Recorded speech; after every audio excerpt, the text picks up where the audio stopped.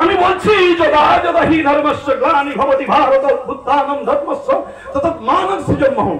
কি মানে ভাই, কি মানে? ভগবান কৃষ্ণ আর আসবে না বলেছিল?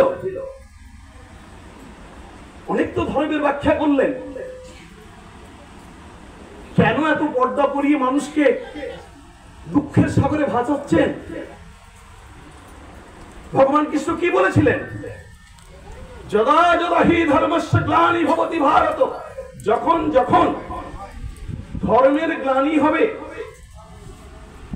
ভারত মানে ভূভারত পৃথিবীতে, তখন তখন আমি নিজেকে সৃষ্টি করব।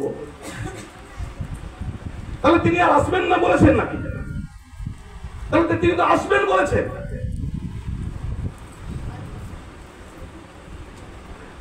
আমি যদি ভগবান শ্রী চৈতন্যকে ভগবান কৃষ্ণের অবতার ভাবতে পারি, তাহলে ভগবান কৃষ্ণের সামনে দাঁড়িয়ে যে সাধক তখনই বলে গিয়েছিলেন ভগবান কলিযুগে অনুকূল রূপে অবতীর্ণ হবেন, সেটা মানতে কষ্ট কোথায়? সেটা বলি না।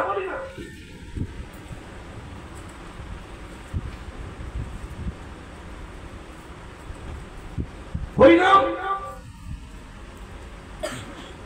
সত্য যুগে, ত্রেতাতে রাম, দাপরে কৃষ্ণ।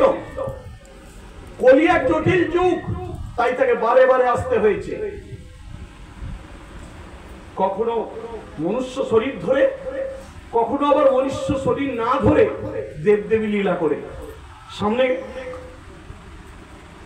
কালী মূর্তির যে কাঠামো, তা দেখে মনে হলো একটি কথা, আমি কৃষ্ণ, আমি কালী, আমি যিশু ভজা, যখন যাতে প্রেম হয় তাতে করি মজা।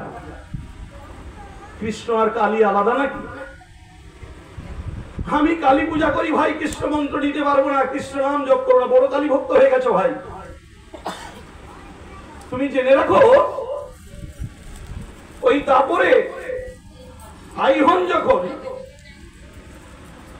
রাধা কৃষ্ণ পূজা করছে না কালী পূজা করছে দেখতে গিয়েছে, কারণ জটিলা কুটিলা বলেছে, দাদা জানিস তো তোর বউ লুকিয়ে লুকিয়ে কৃষ্ণ পূজা করে, তোকে মান্য করে না।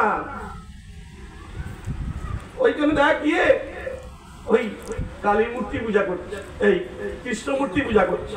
আইহন ছিল কালীর ভক্ত। তখন আইহন গিয়ে দেখছে যে তার স্ত্রী তো কালী পূজা করছে। আমি কৃষ্ণ, আমি কালী, আমি যিশু ভজা, যখন যাতে প্রেম হয় তাতে করি মজা। তার যে রূপের প্রতি ভালোবাসা জাগে, সেই রূপ নিয়ে কখনো তিনি মনুষ্য শরীর ধরে আসেন, কখনো তিনি বিভিন্ন ভাবে লীলা করেন।